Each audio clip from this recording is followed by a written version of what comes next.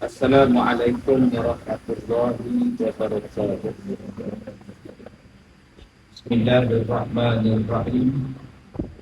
Alhamdulillahirabbil alamin wassalatu wassalamu ala Rasulillah wa ala alihi wa sahbihi ajma'in.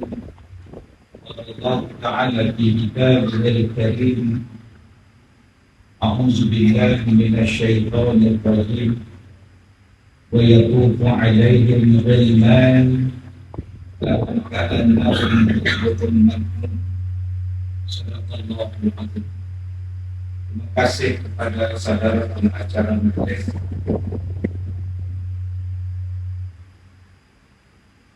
yang saya hormati. Ada ke yang hormat kita betul?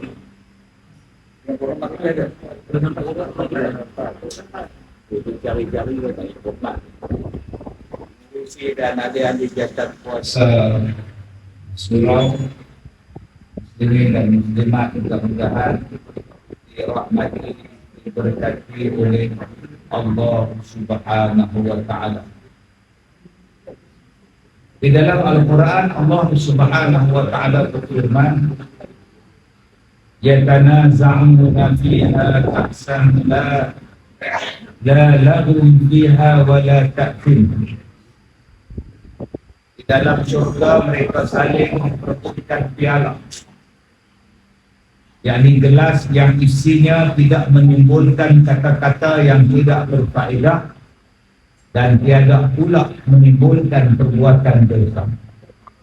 Ayat yang saya petik ini daripada surah At-Tur ayat 23, ayat 24, ayat 25, ayat 26. Allah Ta'ala menceritakan perihal keadaan manusia bila berada di dalam syurga. Kata Allah, yatanaza'una fiha.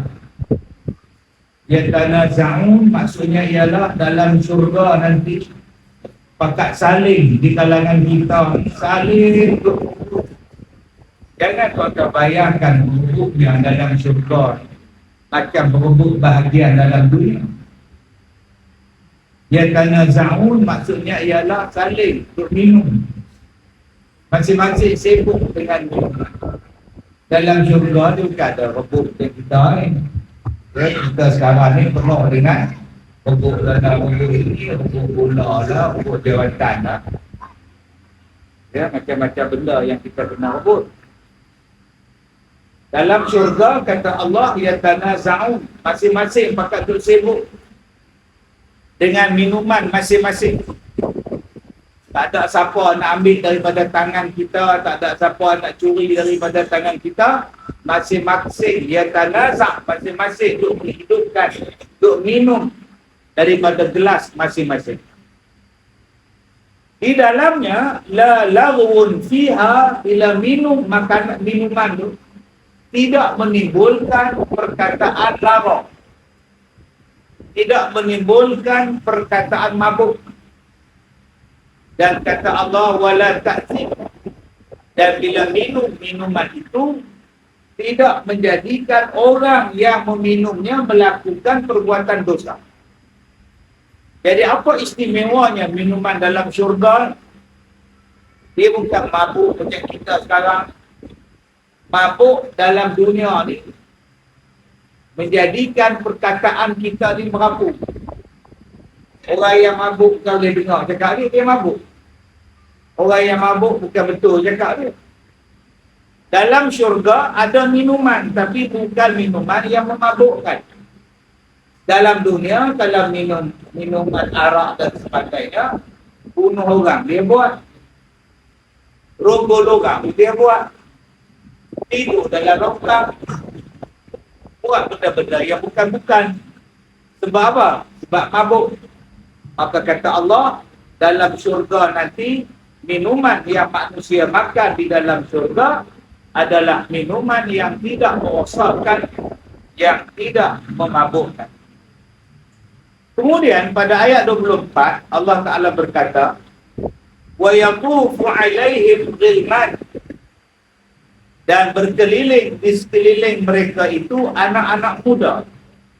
lahum ka'annahum lu'lu'um maknun, seakan-akan mereka itu adalah seperti mutiara yang tersimpan. Pakar-pakar tu minum, berseronok, bersenang lenang dalam syurga, dilayan pula oleh anak-anak muda yang menjadi pelayan. Nama dia apa? Ghilman. Jadi anak-anak muda dalam syurga, ada anak-anak muda dalam syurga, nama dia apa? Ghilman. Kata Allah, wa yatufu alaihim ghilmanun. Berkeliling mereka itu adalah anak-anak muda. Yang kerja mereka apa? Yang kerja mereka melayan ahli-ahli dalam syurga. Allah guna perkataan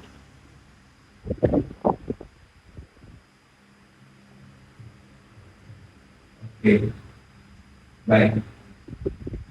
Allah guna perkataan wa yaqufu. Yaqufu tu maknanya keliling. Adik-adik pergi umrah belum? Nah, tengok ada orang buat umrah.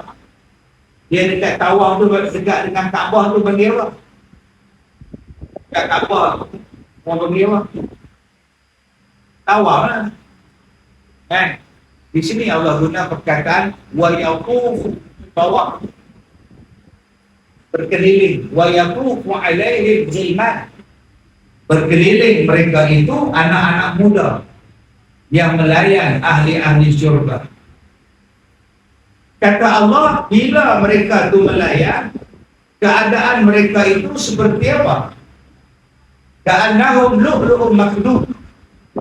Keadaan mereka itu seperti lu'lu', mutiara. Lu'lu' ni tuan-tuan maknanya adalah mutiara. Maknun, yang tersimpan. Yang tersimpan rapi. Maknun, yang tercantik, yang indah, yang elok, dipanggil sebagai lu'lu'um maknun. Macam mana tuan-tuan nak bayangkan pelayan-pelayan dalam syurga ni macam orang-orang yang disebut sebagai mutiara yang tersimpan. Lu'lu'. Banyak adik-adik kalau nikah buat nama anak lu'lu'. Kita hari ni kalau pun nama lu'lu' kelak, apa nama lu'lu'? Lu'lu' tu nama mutiara dalam syurga. Kau lu'lu', no? Ini tu hai udah parah. Baik, banyak ni parah. Kisah negara. Baik, lu'lu'un maknun. Adik-adik nanti dapat anak pun dapat lu'lu'. Bapa pun tak sedap untuk bulan. Lu'lu' maknanya ialah mutiara yang cantik, yang tersimpan begitu kemat sekali. Maka pelayan-pelayan yang melayan anak-anak yang melayan kita di tergaduk dalam syurga ni, kata Allah seperti lu'lu'un maknun. Wa yatufu alaihim ghilman lahum ka'annahum lu'lu'um maknun. Jadi kita kena ingat bahawa yang melayan dalam syurga ni bukan bidadari. Aku kena ingat tu makcik. Sebab ada orang tanya, Ustaz, kalau suami ni bidadari layan tak kira macam mana? Orang lagi dapat bidadari, kami ni kira Allah sebut dalam Quran. Adanya anak-anak muda yang melayan kita, nama dia Ghilman. Yang keduanya, Kak Leha tak payah lalu bising nanti dalam syurga. Siapa nak jaga Kak Leha tu nak siapa suami dapat bidadari. Kak Leha dapat apa? Kak Leha ni jadi ketua bidadari. Akan ada apa besok? Jadi ketua bidadari. Ketua dengan anak bidadari, nama mana lebih tenang? Cuba tengoklah dunia kita sekarang. Antara ketua dengan AJK, mana tenang? Ketua. Ketua kalau dia cakap ada restoran, AJK dia. Ketua kalau dia mesyuarat, dia tangan tangannya. AJK plastik dah mungkin. Apa nak buka karipak awak balik? Dia bukan sama antara AJK dengan ketua. Jadi besok tak lihat dalam syurga lagi cantik. Dalam syurga nanti akak-akak lagi lawa, lagi segak, lagi bergaya, lagi muda. Tapi tak lihat gigi tak ada seorang. Nanti dalam syurga penuh balik. Yang ini yang Allah Ta'ala sebut kepada kita. Kemudian kata Allah pada ayat yang seterusnya, Allah Ta'ala kata lagi, mereka akan berkumpul, anak-anak mereka, mak bapak mereka, keluarga mereka dalam syurga, berkumpul balik dalam syurga. Isteri, suami, anak-anak pakat duduk balik dalam syurga. Inilah dia tuan-tuan yang menjadi kecintaan kita, yang menjadi keinginan kita. Bukan setakat dalam syurga kita inginkan berkumpulnya anak-anak. Dalam dunia ni pun ingin nak berkumpul adik-adik. Saya tadi siang ada sepupu saya datang. Sepupu saya datang, dia kata, Ustaz, kita nak buat reunion adik-adik. Reunion keluarga Haji Ismail. Haji Ismail ni ada 3 anak. Ya, bila ada 3 anak, tuan-tuan, mak saya ni adalah anak yang kedua. Jadi kita nak kumpulkan balik keluarga Haji Ismail, berkumpul balik sepupu, 2 pupu, anak saudara pupu, 3 pupu, segala pupu-pupu pula nak jumpa balik. Bila jumpa tu jadi seronok, kata dalam dunia ni tuan-tuan, jadi seronok bila jumpa. Tambah-tambah dalam syurga. Yang kedua, cuba tuan-tuan tengok hari raya, kalau tak berkumpul adik-beradik, macam tak raya. Sebab bila berkumpul anak-anak dengan mak bapak dia, maka bertambahlah kegembiraan dan keseronokan hari raya. Kalau lah di kampung ni mak dah meninggal, bapak dah tak ada, anak-anak yang di KL tu nak balik ke Melaka ni pun rasa berat.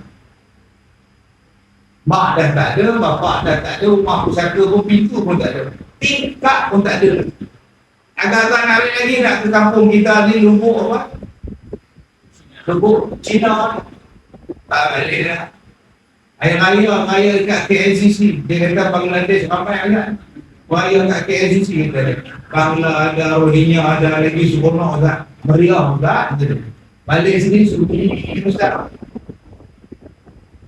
Hari raya ni jadi seronok bila ada yang berkumpul adik-beradik. Yang ketiga, apa keinginan kita sekarang? Bila kita ziarah kubur opak kita, ziarah kubur mak kita, ziarah kubur ayah kita, kita akan masuk dalam Facebook. Tuan-tuan cuba tengok ada orang yang masuk dalam Facebook. Hari ini genaplah 10 tahun kemudian ayah tercinta, ayah itu merindu. Okay. Ada yang berziarah kubur suami, hanya doa aku kirimkan pada arwah suami itu, tenanglah engkau di sana. Lagi pun aku dah dapat suami baru, memang tenang dan doa itu pun, dan engkau baru pula, dia dapat orang Rohingya pula, Allah tak main lah orang kubur Cina apa, bila kita akan pergi ni, Rohingya ada, Bangladesh ada, Nepal ada, itu pun dua-dua negara kan. Tak sampai anda berlima orang. Tuan-tuan, keinginan kita ialah nak jumpa cucu kita. Hari ni cuba tuan-tuan tengoklah, Allahu Akbar, sedih tak? Yang budak kecil mati kena bunuh 6 tahun. Sampai sekarang tak jumpa lagi. Siapalah yang bunuh budak. Kemudian tak lama lepas tu pula tuan-tuan, kemarin pula Bipuk, ada pula dikata berapa kena langgar pula, mati pula. Allah yang pok sampai pingsan. Tengok banyak anak Allah kejut pokok. Yang kakak pula tu bangku mayat adik tak dapat nak diselamat. Yang mak ni merau lah, anak ni mayat berbuang, dia tak semua. Allah Akbar. Yang suami pula terkejut. Isteri dengan dua lagi anak mati dengan rumput dengan trailer. Malam saya pergi ceramah di Sungai Petani. Jumpa dengan kemalangan maut mati. Saya kata buat saya pula tak jalan lampu kereta ni. Cek tak mana pula. Tak bergerak langsung. Orang datang naik motor. Patah balik. Accident atau mayat. Lambat lagi. Lambat lagi pula. Allah, ni saya nak datang buat tuan-tuan ni punya jom. Daripada Ipoh pukul 12 sampai di sini pukul 6. Jam benda tu. Tak sampai tempat tuan-tuan. Sanggup saya datang tak dengan jam, dengan accident. Tak patah balik pula KL. Besok saya orang tak. Malam besok fikir ramai. Hari Isnin saya nak pergi Indonesia pula. 5 hari di Indonesia. Hari Khamis balik, hari Jumaat di Port Dickson. Tuan-tuan, keedah saya senang. Orang panggil datang, orang tak panggil lepak dulu. Orang panggil ceramah datang. Berapa ramai yang ada yang tu lah dari orang mengajar. Speaker saya bunyi, saya tak bunyi pun lantak lah. Saya cakap bunyi yang kuat saya. Tanggungjawab saya mengajar. Ya. Jalan begitu. Saya bukan pilih tempat. Saya ceramah tepi kubur pada. Jangan kata orang saya kaya dia ceramah tempat orang ramai. Ada motor tak ramai. Berobat laut semua saya datang. Ramai ke tak ramai ke itu bukan masalah saya. Masalah saya amanah saya menyampaikan ceramah. Bila kita berbaca cerita-cerita Allah sedih tentang yang mati aksiden, yang mati kena bunuh, yang mati kena langgar, yang mati sakit, yang mati kena kanser, yang mati serangan menuju jantung. Hari ini yang ramai mati menuju. Ada yang tengah sembahyang mati, ada yang tengah main bola mati, ada yang main badminton mati. Pagi tadi kawan saya mati. Pagi tadi 4 malam. Tengah naik motor jatuh.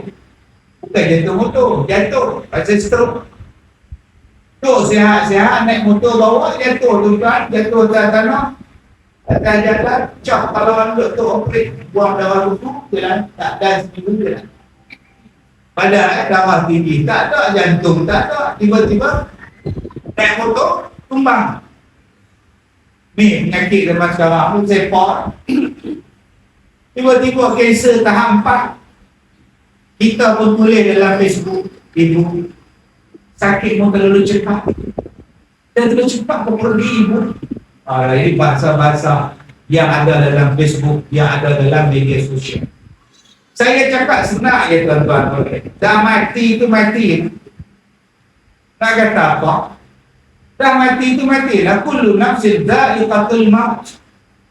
Dah pergi itu pergilah. Kita juga akan pergi tak lama lagi. Sebab kehidupan kita ni hidup dan mati je. Hari ni tak mati, tunggu besok pula. Besok tak mati, tunggu lusa pula. Lusa tak mati, tunggu tungging pula. Tulat pula. Satu hari sampai juga mati. Nak lari di mana? Jangan doa angan-angan tinggi lah. Ya Allah, itu satu cita-cita lah. Ulul amal. Cita-cita tinggi yang tak pernah sabar. Datang malam ni bahagia. Datang malam ni berpindah alam. Tak tuan-tuan, kita ni mati. Lepas kawan kita mati, kita pula mati hari yang sama. Masya Allah. Kita hantar mayat ke kubur pukul 11 pagi. Pukul 2 petang kita aksiden ke depan. Nikah pukul 6 petang, tanam mayat sebelah kubur yang baru tanam pagi tu. Tak terkejut mayat tu. Bukan kau yang hantar dulu. Masya Allah. Allah Akbar. Alhamdulillah tempat tuan-tuan ni kumpul luas. Saya baru ni di tempat saya tu dia bawa taklimat. Taklimat apa Ustaz? Taklimat tentang kubur. Kubur tempat saya dah penuh. Kubur tempat dah penuh. Jadi yang mana kubur yang lama akan digali balik. Tulang dia akan dikumpul tak sempat. Kubur dia tak sempat dan masuk orang lain. Asrama orang.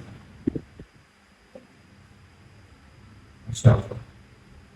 Ada kawan saya buat pelawak, tak apa tak kalau malaikat mari orang akan jawab. Dah ada 6 ayat situ. Allah Akbar. Allah Akbar. Penuh ada kuburan kan. Ada yang tanam bawah, kemudian datang mayat baru, tak dia kan. Dia tampak lagi tanah kubur tu supaya kubur yang di bawah tak usik. Mari kubur atas korek tak sampai kubur di bawah. Ada pun cara yang kedua. Cara yang lain dia kata korek lain, asingkan mayat tulang-tulang tadi letak dalam buyut, kemudian tak tepi, kemudian masuk orang baru. Masya Allah. Nama dia kuburan abadi. Maknanya satu liang tu mungkin 5 orang, 4 orang. Lepas tu nesan dia kan. Masya Allah. Sekarang kalau kita ziarah kubur arwah tok kita je. Lepas ni tok orang, tok kita, tok siapa tak tahu, banyak mana. Pendek kata mati mesti mati. Maka datanglah kerinduan pada kita. Tak payah susah hati. Kita boleh jumpa balik mak kita, bapak kita, anak kita, cucu kita. Kita boleh jumpa balik mereka ini di dalam syurga. Malah boleh hidup satu mahligai dengan mereka dalam syurga. Susah hati apa? Sebab itu Allah Ta'ala sebut di dalam surah At-Tur ayat 25, ayat 26. Kita akan berjumpa balik orang-orang yang bersama dengan kita dalam dunia ni, akan jumpa balik di dalam syurga. Jadi tak payahlah menangis teruk sangat. Dengar kata mati ni tuan-tuan menangis ni jadi buta. Ni kamu ni siapa? Dia adik-beradik kasih selamat ke apa? Menangislah, tak tahulah saya mengenangkan anak saya mengenangkan isteri saya mengenangkan siapa? Cukup-cukuplah. Ni sampai tak nak pergi kerja, menangis, terbuka mata, sampai jadi meroyan. Reda.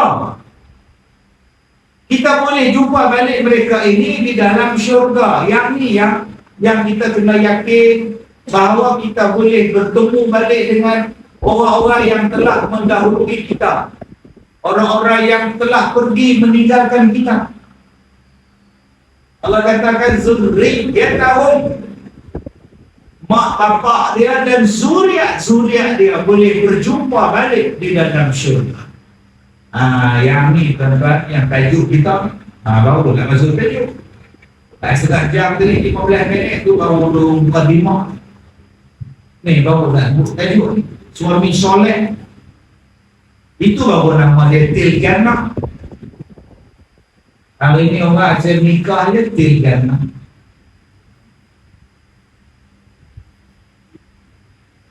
Start besok sibuk penuhi kahwin. Start hari ni pun sibuk sampai habis tahun.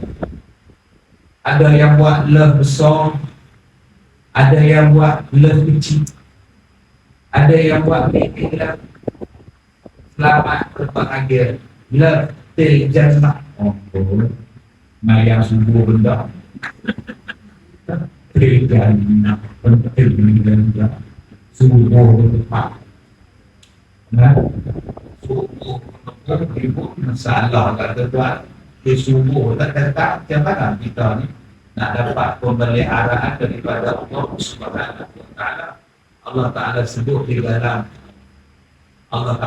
di dalam Al-Quran, Nabi Muhammad sebut di dalam hadis tu, Nabi kata apa? Nabi kata man shalla subha fa huwa fi dhimmatillah. Siapa-siapa yang sembahyang subuh berjamaah, orang itu akan berada di dalam pemeliharaan Allah Subhanahu wa Ta'ala.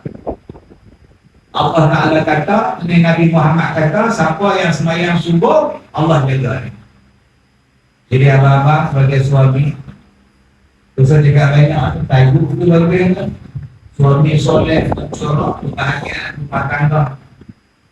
Bunyi tajuk tu bagus, senang cakap, biar sembahyang subuh juga. Hari ini ceramah ni tuan-tuan, ajak sembahyang subuh juga. Cakap banyak tak guna kan? Tak, pada besok aku nak sembahyang subuh dengan isteri aku nak sembahyang subuh dengan anak-anak aku nak main surau. Kalau hak tu pun tak boleh buat, tajuk hak cantik ni tak boleh kan? Pening kepala. Tak hidup bincang macam mana cara ciri suami soleh lah, suami romantik lah, pening kan? Senang cerita subuh. Ini tempat lain lah, bukan di sini. 3 orang, 4 orang. Tu putu imam kat terbih sambil muak. Assalamualaikum Allah. Dia sambil muak banyak subuh kan. Jom. Saya tengok satu tempat di di Kedah. Mana-mana budak yang main sembahyang subuh tuan-tuan, mereka ni diberikan duit sembahyang mereka ni supaya galakkan untuk orang main sembahyang subuh. Ustaz tu banyak duit, dia buat kempen sembahyang subuh macam sembahyang Jumaat. Mula-mula anak-anak yang main sembahyang subuh dapat RM5. Dia mari tuan-tuan ke anak-anak, apa anak-anak pun datang. RM5 kena 30 ringgit, 100 setengah, 4 ringgit setengah. RM5 sehari, kalau main 30 hari, lepas kampik, 2 kampik, tak. Penuh masjid. Sekarang Ustaz tak payah berdiri. Memang dah jadi rutin mereka, budak-budak ni sebelum datang sekolah, mereka datang ke surau ni. Kadang-kadang mereka yang kejut, ayah mereka main sembahyang subuh di masjid. Tak jadi dekat Kedah, habis kita. Alhamdulillah. Semana kita nak buat kempen. Jadi kita lah sebagai bapa tuan-tuan, kita yang buat kempen untuk kita ni ajak anak-anak kita sembahyang subuh. Baik, ulang balik pada ayat yang ke 24 daripada surah At-Tur tadi. Kemudian Allah Ta'ala sebut di dalam surah At-Tur pada ayat yang ke-21, walladzina amanu wattaba'athum dzurriyyatuhum biimanin alhaqna bihim dzurriyyatahum wa ma alatnahum min amalihim min syai' kullu imri'in bima kasaba rahin. Di dalam ayat ini Allah Ta'ala sebut terang-terang bahawa orang yang beriman dan anak cucu mereka itu berada di dalam keimanan, yang hidup dalam keimanan akan dipertemukan balik oleh Allah di dalam syurga. Alhaqna bihim dzurriyyatahum wa ma alatnahum, kata Allah, kami akan pertemukan balik mereka dan anak-anak cucu mereka di dalam syurga. Jadi kalau ada orang tanya kita, Ustaz, bolehkah kita ni jumpa balik opah kita, mak kita, datuk kita, anak-anak cucu kita dalam syurga? Jawapan dia, boleh jumpa. Apa dalilnya Ustaz? Dalilnya ialah daripada surah Al-Tur, bermula daripada ayat 21 sampailah ayat 26. Sampai saya sebut tadi ayat 24, ayat 25, mereka berkumpul dalam syurga itu sambil duk minum minuman daripada benda yang tak memabukkan, dihidang dengan minuman-minuman yang hebat, dilayan daripada anak-anak muda, nama dia Ghilman tadi saya sebut. Jadi sebab itu jangan kita ni bila ada berlaku kematian apa tadi yang kita doa tak reda, tak setuju dengan apa yang berlaku. Kita bentuk keluarga kita menjadi keluarga soleh, keluarga solehah, nanti kita jumpa balik dalam syurga. Bila jumpa balik anak beranak dalam syurga, nikmatnya tak terbanding nak dibanding berjumpanya anak beranak dalam dunia. Maka yang saya hormati, bahawa ni ada satu penyanyi. Waktu dia mati, dia cuma tinggal 7 helai baju. Waktu dia meninggal dunia, baju dia cuma ada 7 helai. Selipar dia sepasang. Itu dia harta yang dia tinggal. Senangnya soal jawab nanti. Senang soal jawab. 7 helai baju. Kita ubalan. Adik-adik sebentar ubalan. Jubah ubalan. Saya pula baju ubalan. Allah tanya, kereta apa bahasa Abu Bidi? Allah tanya, jam berapa? Allah tanya, handphone berapa? Allah tanya, taliah Allah tanya, pinggang mangkuk berapa? Pinggang mangkuk hayung sudut. Abah Haji Allah tanya, tanah berapa? Duit berapa? Gelang berapa? Dah lah tanya. Daripada mana dapat? Allah tanya pula, ke manakah awak belajar? Inilah dia harta. Sampai hari kiamat Allah Ta'ala tanya kita. Yang penyanyi nasyid ni rumah tak ada, mesin basuh pun tak ada, apa pun tak ada, baju dia jual. Senang hidup dia. Tuan-tuan yang saya muliakan, Allah Ta'ala sebut tadi di dalam ayat yang ke-21. Allah Ta'ala sebut amalan yang kita buat tidak dikurangi sedikit pun. Wa ma alatnahu min amalihim min syai' kullu mri'in bima kasaba rahin. Setiap orang terikat dengan apa yang dia lakukan. Jadi kalau kita hari ini ada benda yang kita buat, tanah surau ni, tanah opah kita, tanah datuk kita wakaf, akhirnya didirikan surau, pahalanya berpanjangan sampai kiamat, tak dikurang pun.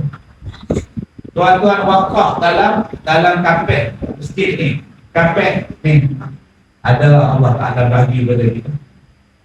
Okay, insyaAllah nanti kapek kita ni kita bagi betul boleh. Bagi betul tadi orang boleh kapek menghadap kiblat, buka boleh kapek. Mai di bawah dia tak tahu apa kapek sikit dia menghadap kiblat. Tak apa, tak boleh ubah bangunan, tak apa, ubah kapek. Ni tuan-tuan untuk sedekah, lipat, tuan-tuan sedekah untuk anak-anak tahfiz, wakaf dan sebagainya. Kata Allah, wa ma alatnahum min amalihim min syai'. Takkan berkurang pun pahala. Bayangkan kalau pahala keluarga kita.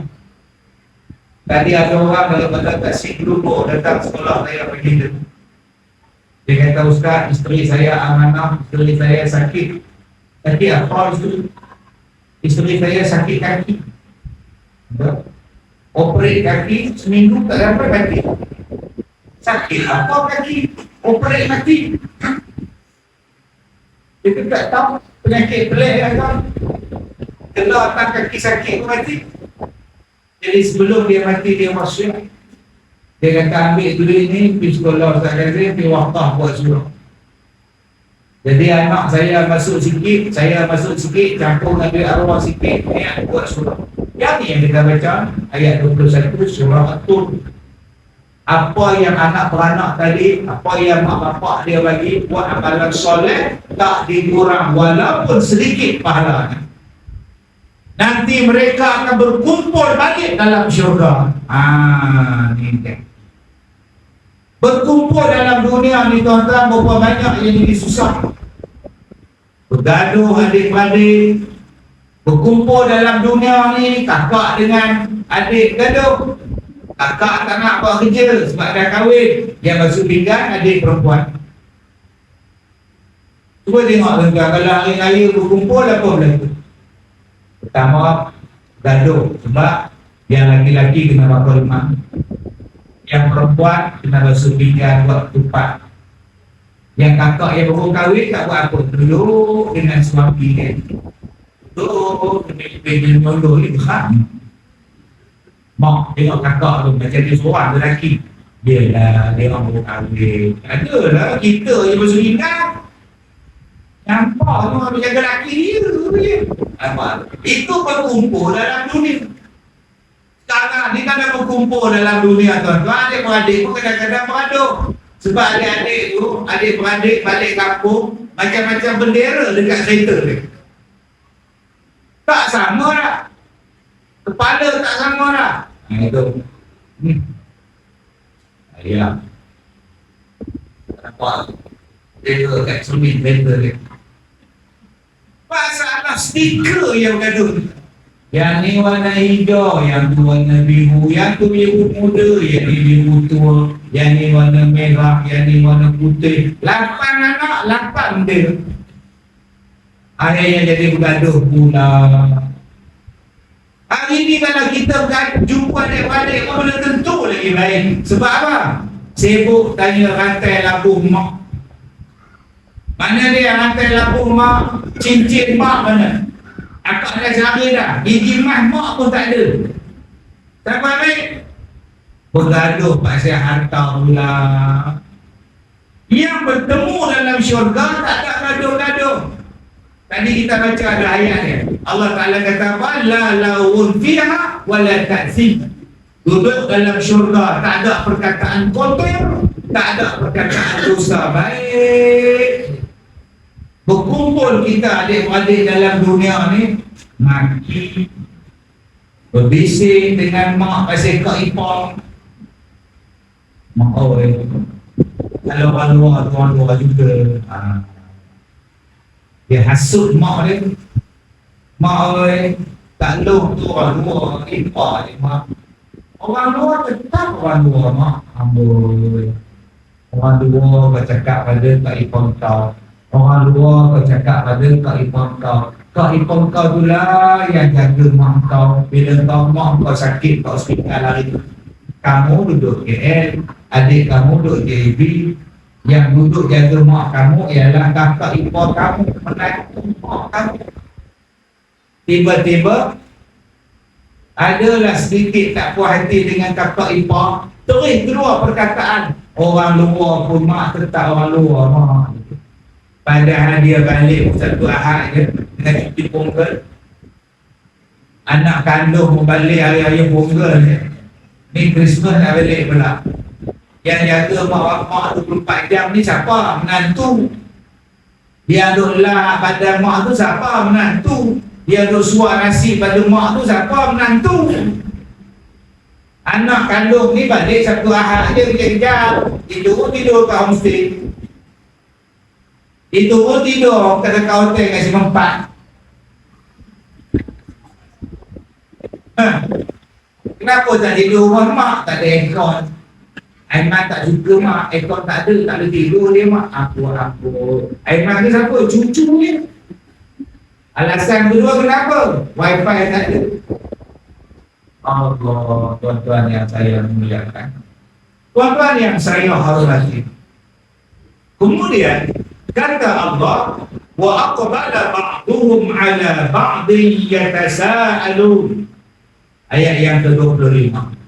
Bila mereka duduk berkeluarga di dalam syurga, berjumpa balik mak, bapak, suami, isteri, anak-anak tadi, seronok tuan-tuan dalam syurga. Wa aqbala ba'duhum 'ala ba'din yatasaalun. Orang sebelah tu tengok dalam syurga tu, tengok keluarga sebelah sana tu, ya Allah, maknya ada, ayahnya ada, anaknya ada, cucunya ada. Ya Allah, macam mana mereka boleh berkumpul semula dalam syurga? Tertanya-tanya, ya tasa'alun ni maknanya ialah mereka saling tanya, bertanya. Macam mana keluarga ini boleh berjumpa di dalam syurga, boleh duduk dalam syurga bersama-sama? Seronoknya tuan-tuan kita jumpa dengan arwah mak dalam syurga. Saya ni tuan-tuan, bapak saya meninggal tahun 73. Saya tak pernah jalan dengan bapa, tak pernah naik motor dengan bapa, tak pernah. Sebab bapa saya meninggal umur saya 8 bulan. Bapa saya meninggal umur saya 8 bulan. Apa yang saya ingat tentang 8 bulan? Apa yang bapa saya sempat dengan anak yang umur dia 8 bulan? Jadi jangan kita cakap, ya Allah, aku dah hagakan kasih sayang ayah. Dah haga, ambil air, nak minum. Minum dah haga. Aku dah hagakan kasih itu lagi. Aku sepok dah ni kan. Sebab tu saya kalau ada anak yatim, saya marah. Kalau aku dah hagakan kasih sayang ayah. Tak payahlah baca-baca saja. Kau jadi anak yang baik, kau jadi anak yang solehah, mudah-mudahan nanti kau jumpa bapa kau dalam syurga. Kalau kau menangis, bukan jumpa lah. Sebab tu saya kalau ceramah ke anak-anak yatim, saya belasah ya. Ini sikit-sikit tu bersedih padan dengan tu guru dia pun. Ajak anak-anak dia berjalan dengan lagu sedih, masuk dalam pekan.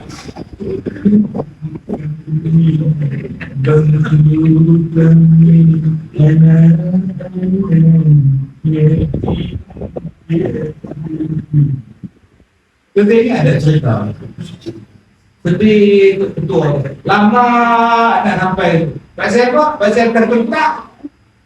Dia bunyi tentang dia kecil, jalan pelan, nak bagi habis satu lagu. Yang menyanyi Haji Bakri, suara Piramli. Dia pelik. Kan Piramli tanya dekat dia, Pak Syekh, bukan apa?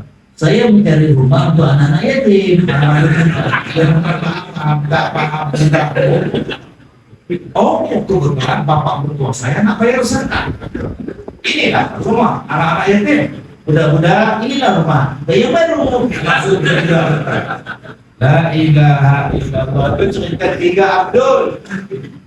Dia pergi paraid atau Pak Pusat Pak Ketua dia. Mana mau kan? Jangan sedih kalau sedih ada anak yatim. Ni bekas anak yatim. Umur saya 8 bulan, bapak saya aksiden meninggal. Target saya apa? Aku nak jadi orang baik, aku nak buat benda baik, aku nak buat benda soleh. Mudah-mudahan aku jumpa bapak aku dalam syurga. Wa aqbala ba'duhum ala ba'din yatasaalun. Jumpa balik dengan mak saya meninggal 2009. Allah tentang 2011 jumpa balik. Tak jumpa balik dengan adik saya meninggal tahun 80. Saya nak jumpa balik dengan abang saya nombor 1. Abang saya nombor 1 meninggal tahun 60. Saya pun tak nak jumpa. Macam mana rupa abang sulung saya. Dia meninggal, saya beranak pula. Jadi kita teringin tak nak jumpa dengan adik-beradik dia tu. Teringin. Kalau teringin, itulah jawapannya. Bukan tengok muka saya tu, tengok tajuk tu. Jadilah orang soleh. Buatlah amalan soleh. Allah bagi masa sikit je lagi untuk kita. Sementara tengah ada orang hidup, usaha buah maksiat ada stop. Kita ni pun tak tahu tuan-tuan berapa hari boleh hidup, berapa jam boleh hidup, berapa minit boleh hidup. Saya ceramah dulu, saya ceramah sekali kuliah bulanan saya setiap minggu. Masa itu di rumah Menteri Yusof Perak 2014, 2015. Setiap minggu hari Ahad buat ceramah di rumah. Ramai yang tentang beribu. Saya perasan makcik depan saya itu lentok tuan-tuan, menggerosok jatuh dulu. Ada pada atas kursi, rupanya meninggal senangnya. Dia dengar ceramah saya, lentok, berlongsor mati. Panggil ambulans, tak ada. Jadi agak-agak yang nak pusing tu dia. Dia suruh tak baca saya yang pagi. Saya ingat siapa, pada tak ada. Ada sekali tu di sekolah dari Perlis satu perempuan pun meninggal tengah dengar kuliah. Kami mandikan mayat dia di sekolah, bayarkan mayat dia di sekolah, ajak dia nak mari sekolah, meninggal. Sebelum saya pergi umrah, ada satu makcik dari Johor. Dia kata ke anak dia, mak teringin nak tengok sekolah Ustaz Kazim. Mak seronok sangat nak tengok sekolah Ustaz Kazim. Anak bawa, menantu bawa. Siap ambil gambar lagi sebelah saya. Ambil gambar sebelah saya. Hari Sabtu, hari Ahad, anak dia telefon, mak saya baru meninggal. Yang Sabtu pagi, saya ada ambil gambar dengan dia, berbual dengan dia. Ahad besok pagi meninggal. Tapi Ustaz, saya puas hati sebab mak saya sempat jumpa Ustaz dan sempat melawat sekolah Ustaz. Kami tak tahu kan hajat mak kami. Tuan-tuan, kita bersyukur Allah bagi lagi dunia. Jadi apa tanggungjawab kita sekarang? Tanggungjawab kita sekarang jadi orang baik. Mana jahat-jahat tu tak mau. Mulut yang jahat, hati yang busuk, tangan yang jahat, kaki yang jahat, kemaluan yang jahat, stop. Saya takut tuan-tuan dengar orang zina sekarang ni, saya takut. Ada. Saya nak cakap pun, nak dengar, dia tak dengar. Mengadu masalah dia pun. Saya tak tahu. Saya kata betul ke cerita, tapi tak tahu.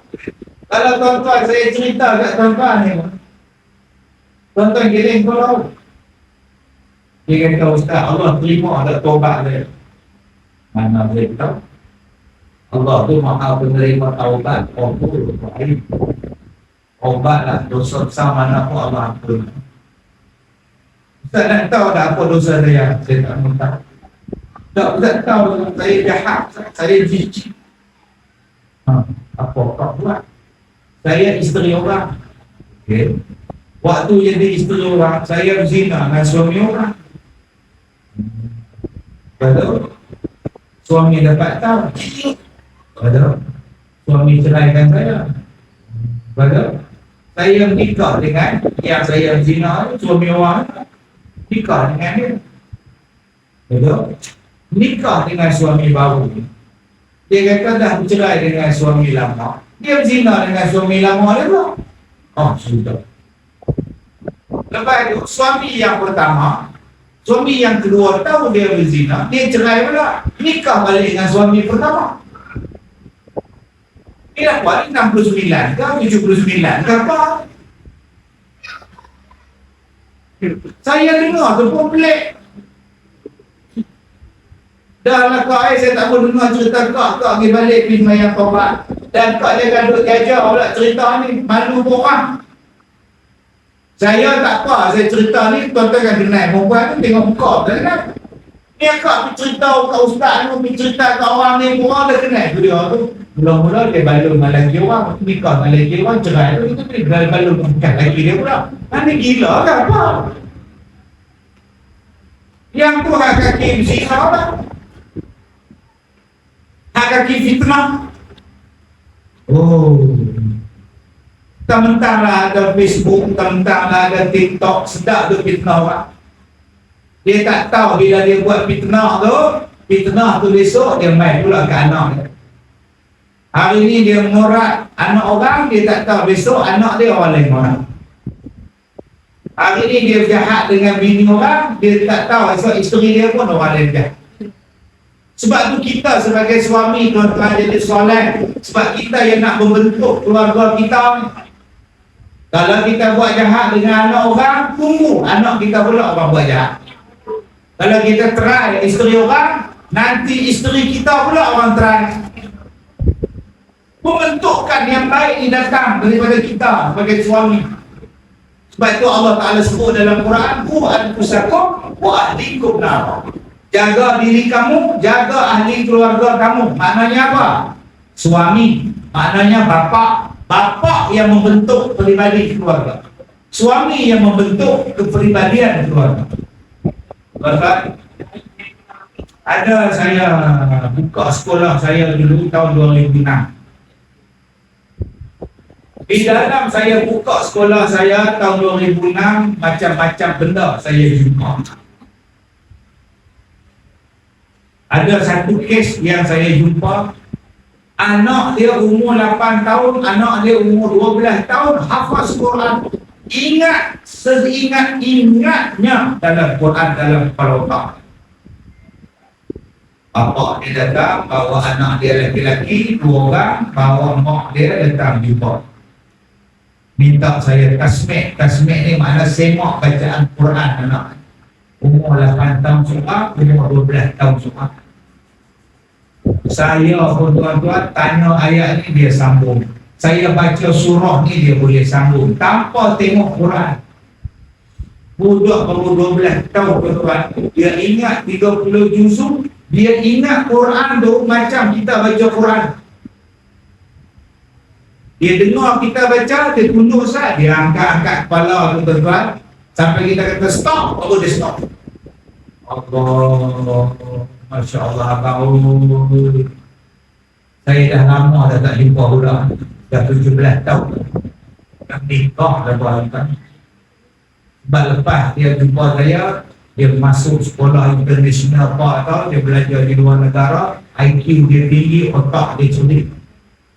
Tuan-tuan, saya tanya pada ayah dia kerja dekat satu kerja set minyak ni, tiang 2 tu, mak dia dulu. Saya tanya pada bapa dia, apa yang abang buat untuk anak? Dia kata, Ustaz, setiap pagi dia bawa anak dia mai datang sembahyang subuh, baca Quran di masjid. Habis baca Quran, baru pergi kerja. Habis baca Quran, sembahyang subuh, barulah anak dia pergi sekolah. Kemudian anak dia kata, Ustaz, anak dia mempunyai IQ yang hebat. Bila baca Quran, ingat. Bila baca Quran, ingat. Sejak bila yang abang bawa budak ni pergi masjid? Sejak umur 2 tahun. Sungguh dah bawa. Dah bawa dah umur 3 tahun, umur 4 tahun, umur 5 tahun. Lepas tu anak dia bila baca Quran ingat, bila baca Quran ingat. Masya Allah tuan-tuan. Ni satu orang yang mak bapak dia baik, anak-anak dia baik. Ada satu lagi benda pelik. Ada orang yang pelik-pelik yang saya duk jumpa tuan-tuan, sepanjang saya duk jumpa. Dulu saya buat CD. Ceramah saya dirangkam dalam CD. Saya dapat royalty 200 keping CD. Saya tak dapat duit. Satu tajuk saya dapat 200 keping. Jadi kalau saya nak duit, saya jual CD. Jadi yang kaya bukan saya, yang kaya yang jual CD. Mereka record drama saya, bagi royalty 200. Saya tu kayak ni, kira duit tu suka lah, jadi ceramah jalan. Jadi takkan saya nak jual. Apa saya buat? Saya ambil CD ni, saya bagi ke orang. Jumpa dekat arena, bagi. Jumpa dekat sini, bagi. Saya bagi dekat satu perempuan, free hair. Bukan hair free, free hair. Tak pakai dulu, pakai skirt. Saya tak bagi lah pada Kak Som, dia pakai jubah ni elok. Dia bagi pada dia ambil. Dia bawa balik ke office, dia nak buang CD saya tu dalam tong sampah. Dia kata daripada aku buang, baik aku dengar sekejap. Dia pun pasang. Masa tu pasang CD dalam PC, dalam komputer tu. Hubung, masuk, dengar dekat komputer. Dia kata dia dengar daripada satu CD sampai satu CD, daripada satu CD sampai satu CD. Lama-lama dia kata, ustaz, dia malas nak pakai macam sekarang, dia nak jadi orang baik. Bila dia jadi orang baik, anak dia, laki-laki seorang, anak dia perempuan seorang, lagi kecil daripada yang 12 tahun tadi, belum sekolah, dia bawa anak dia perempuan. Dia kata, ustaz, anak saya ni dia boleh ingat surah-surah lazim, anak saya ni boleh ingat surah Al-Mulk, surah Yasin, budak ni baru 5-6 tahun. Saya dah lama sangat tak jumpa budak ni. Tak silap saya nama dia Darwish. Darwish. Tuan-tuan boleh tengok dalam CD saya, budak ni duduk atas pentas baca Quran tanpa tengok Quran dengan bacaan telor. Mak dia daripada pakai tak tutup aurat sampai pakai jubah. Bapak dia elok daripada perangai macam sekian-sekian, hari ini berubah. Bila pak berubah, mak berubah, mak jadi baik, ayah jadi baik, dia membentuk anak-anak jadi baik. Allahu Akbar. Ni hak saya jumpa, tuan-tuan. Yang ketiga yang saya jumpa, orang Kedah. Bapak dia ni businessman kampung, kontraktor kampung, ada beho, ada jentolak, dia nak buat kerja ambil upah-upah kat barang, buat kerja buat rumah lah, apa benda semua dia buat. Dan bapak dia, tuan-tuan, tak pernah tinggal sembahyang di masjid. Sibuk macam mana pun, masjid adalah tempat dia sembahyang. Maka satu hari dia bawa anak dia umur 15 tahun. Anak dia tengok muka saya macam tak ada perasaan. Saya tengok muka anak dia, dia ni jadi apa? Anak dia macam tak ada perasaan. Saya tengok dia, dia tengok saya. Abang nak masuk anak abang ke sini kan? Ya ustaz, nak ambil sanad. Dia dah hafal apa? Dia dah hafal 30 juzuk Quran. Saya tengok dia. Boleh tak saya try dia? Kata kena faham ni, try ni bukan morat ni. Saya kata pula, ustaz try yang tak bukan. Tak. Jangan cakap macam tu. Saya try dia bukan surah Al-Baqarah. Saya tebuk dia bukan surah yang rendah-rendah. Saya tebuk dia tengah-tengah. Qara'atum minallahi wa rasul. Baca daripada surah Al-Taubah, naik pula surah yang atas-atas, Fussilat, surah Al-Furqan. Dia boleh baca, tuan-tuan, macam budak yang mula-mula tadi. Selagi tak suruh berhenti, tak berhenti dia baca tanpa tengok Quran. Pasal apa ni? Hebat sangat otak ni, boleh ingat Quran ni. Saya masukkan dia pertandingan musabaqah hafazan Quran peringkat kebangsaan Johan. 10 juzuk Johan, 30 juzuk pun dapat kena. Saya pergi rumah. Allah, tuan-tuan, bersih rumah. Orang kampung, rumah bersih, laman bersih, semua bersih. Masuk tandas bersih. Mak dia baik, yang bapak dia ni pun baik. Dia kata, alhamdulillah ustaz, anak saya 2 orang, ya Allah Akbar. Apa rahsia abang? Saya tanya kat dia, sampai anak jadi cerah hati ni, sampai anak jadi terang hati, boleh ingat Quran. Satu baris pun tak salah, satu huruf pun tak salah bila baca Quran. Saya tak tahu ustaz ni anugerah Allah. Tapi yang saya tak pernah tinggal, sembahyang Jumaat di masjid. Saya pastikan anak saya makan yang halal, yang Arab, yang syukurah, tak. Dia tak pergi makan tepi jalan, nak pergi cari ayam pagar, nak cari pagar, apa nama mi segera ke apa, tak. Nak makan hak tak tahu halal, hak tak halal, tak. Nak pergi makan kedai hak tak Islam, duk masak mi kari, tak. Kita hari ni nak bagi anak terang hati, kedai tak halal, masuk. Janji hak ambil order tu dia duduk. Alat lah bang. Tengok sebab dia boleh duduk. Hari ni hari ini Jabatan Agama keluarkan senarai nama kedai yang selalu dikunjungi oleh orang Melayu yang tak halal. Orang Melayu kita ni pantang kedai tu viral. Beratur orang, kita tu beratur sekali. Halal tak halal masuk. Saya tengok malam dalam Facebook.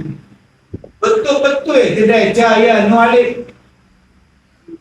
Betul-betul ya tuan-tuan. Orang Melayu pakai tudung bawa anak yang makcik kepiah putih tu makan tu tunggu mi kari.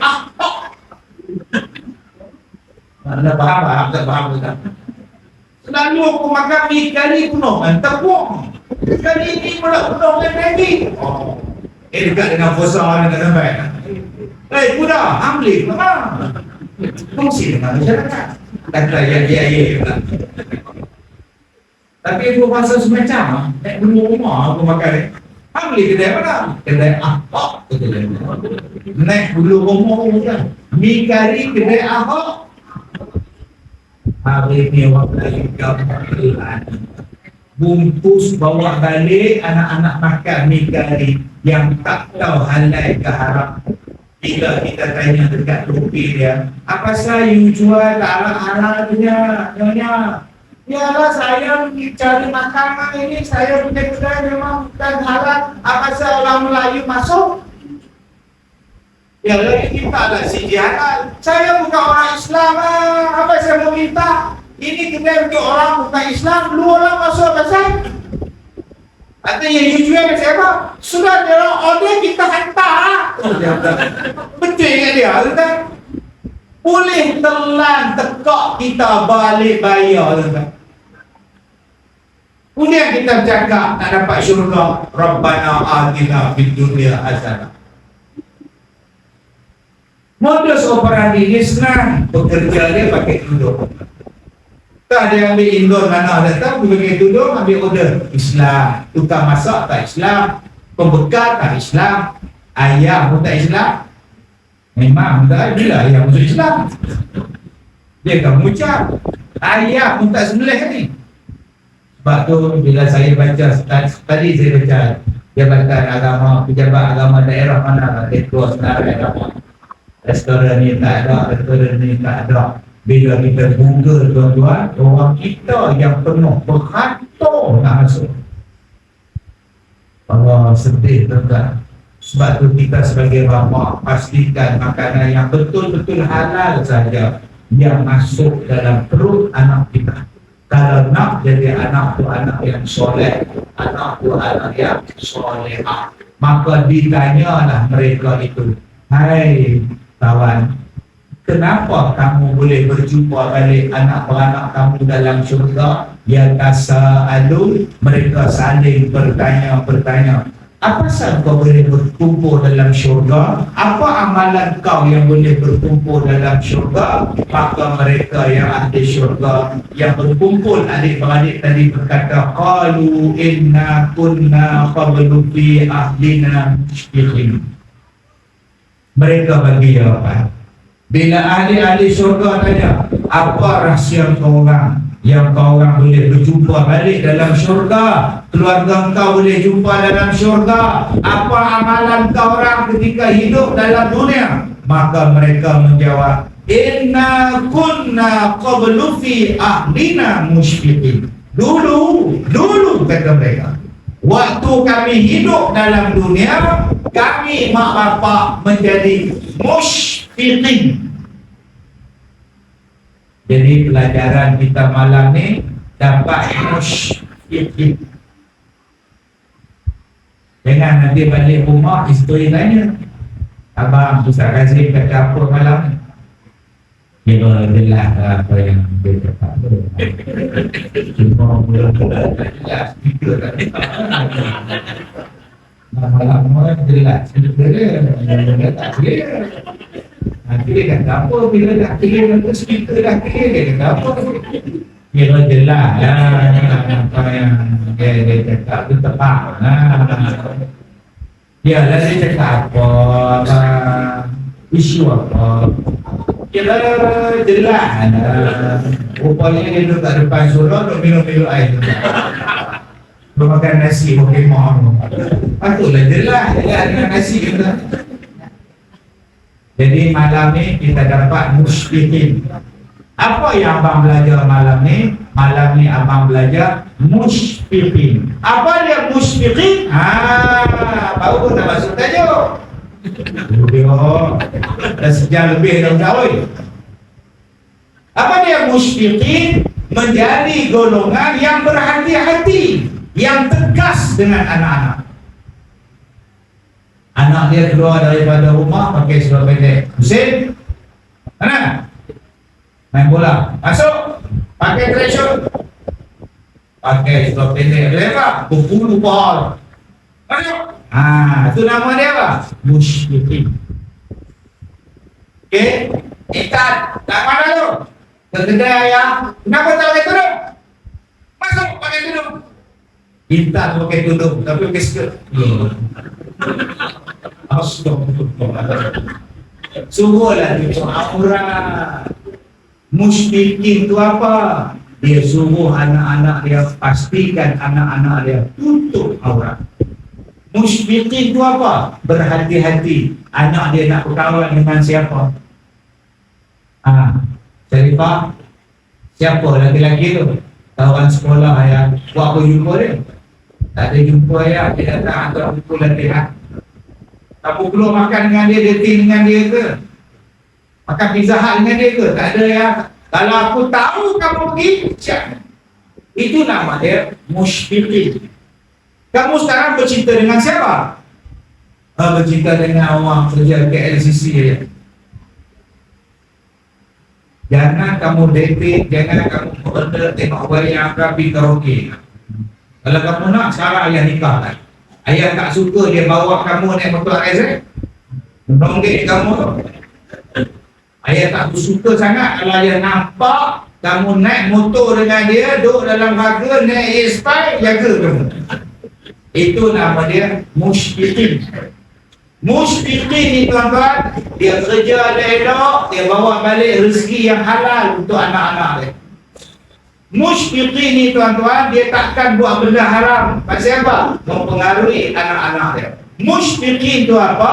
Dia sanggup bersusah payah, janji anak-anak dia sembahyang, janji anak-anak dia berjamaah, janji anak-anak dia boleh sembahyang. Bayangkan tuan-tuan, dia kata dekat anak dia, baca sembahyang, baca Fatihah, baca tahiyat, ayah tak dengar. Benda lain boleh ustazah kau ajar. Pelajaran lain boleh cikgu lain ajar. Tapi bab sembahyang, ayah nak ajar. Daripada wudu engkau sampai tahiyat akhir engkau, ayah tak ajar. Ustazah boleh ajar di sekolah, tapi ayah nak tengok sendiri apa yang kau sembahyang, betul tak betul. Itu nama dia musyfiqin. Abang-abang, anak-anak kita ni lagi setahun dua cukup umur. Lagi setahun dua ni cukup umur lah. Misai tak lama tunggu lah, tak ada misai. Seorang hari lagi, oh ibu habis siram kayu pagi. Seorang hari lagi, tunggu lagi 2 tahun. Taklah orang besar lah semua. Abang-abang pernah cek lah anak kita mandi hadap besar betul ke tidak? Pernah tak kita tanya anak kita niat hadap besar betul tak betul? Pernah tak kita tanya anak kita basuh berak betul tak betul? Basuh kencing betul tak betul? Bapak seorang cek sampai tahap macam tu. Kamu kencing dia basuh tak? Tak ada ayah, dia halal. Dia tu halal yang kau cakap. Itulah peranan bapa. Nama dia apa? Musyfiqin. Saya alhamdulillah tuan-tuan, anak-anak saya besar lah. Habis 3 orang kita lepas. Waktu dia besar ni 10 tahun, 12 tahun, tingkatan 1. Ayah, petang ni nak keluar, nak pergi rumah kawan, sambut habis jadi. Baik. Berapa? 2.5. Baik. 2.5 saya tunggu dah kereta. Jom yang tak. Padahal anak lelaki bukan anak perempuan. Hantar sampai rumah kawan dia, sambut habis jadi, jumpa dengan tuan rumah. Mereka naik Ustaz. Tak apa. Bagi dia dah sambut, saya nak beri nanti habis program saya buat. Saya pergi cek tengok betul tak betul dia sambut hari jadi. Saya apa? Saya takut anak lelaki-lelaki kalau keluar malam dia akan timbul masalah. Sebab tu mak saya, waktu saya dulu jangan keluar malam. Kamu kalau keluar malam nanti masalah. Duduk rumah. Keluar malam pergi masjid, habis masjid balik. Jangan kata keluar malam. Keluar malam besok jumpa okok. Kamu keluar malam besok jumpa dadah. Kamu keluar malam besok jumpa race motor. Kamu keluar malam besok adalah betul telok. Kamu keluar malam lagi jumpa hantu. Dengan hantu tak jadi keluar. Sebab tu abang-abang kita untung ni anak-anak kita tahfiz. Saya buka sekolah tahfiz 2008. 2009 start budak-budak tahfiz belajar. Ada satu kes mak dia nak ambil anak dia balik. Dah 2-3 tahun belajar, anak dia belum habis lagi 5 bulan juzuk. Dia kata, ustaz, anak saya tak boleh kecap. Anak saya tak boleh, ustaz, setahun 3 juzuk, 2 tahun 6 juzuk, slow, ustaz. Saya nak ambil balik, nak hantar sekolah biasa. Silakan, Encik. Pak, ambil silakan. Sebelum aku ambil tu ya, saya tanya soalan. Anak abang ni, dia duduk di tahfiz. Dia bangun pukul 5. Mandi, dia masuk dalam surau, dia ulang Quran, dia hafal Quran. Nanti 6.15 dia sembahyang subuh. Habis sembahyang subuh, dia baca Quran sampai 7.30. Balik asrama, pukul 8 dia pergi makan, 8.30 dia masuk kelas, dia membaca Quran, dia ulang Quran sampai pukul 12. Pukul 2 dia masuk balik, dia belajar akademik. Pukul 3 dia mengulang Quran, lepas asar dia rehat. Pukul 6.30 petang dia duduk dalam surau, dia hafal Quran. Lepas sembahyang maghrib dia hafal Quran. Lepas sembahyang isyak dia hafal Quran. Pukul 10.30 dia masuk dalam asrama. Sebelum dia tidur, dia buat waqi'ah satu surah, dia sembahyang taubat 1, 2 rakaat. Kemudian besok pagi pukul 5 dia bangun balik. Begitulah setiap hari sembahyang sunat dia buat, baca Quran dia buat, dia tak pernah renggang dengan Quran dan sembahyang. Soalan saya, akak pasti tak di rumah akak boleh buat macam tu pada anak akak sekarang? Kalau akak ambil anak akak, saya benarkan, silalah ni anak akak, buat apa saya halang. Tapi kalau saya ambil, saya benarkan, akak ambil anak akak, soalan saya, dia subuh di mana?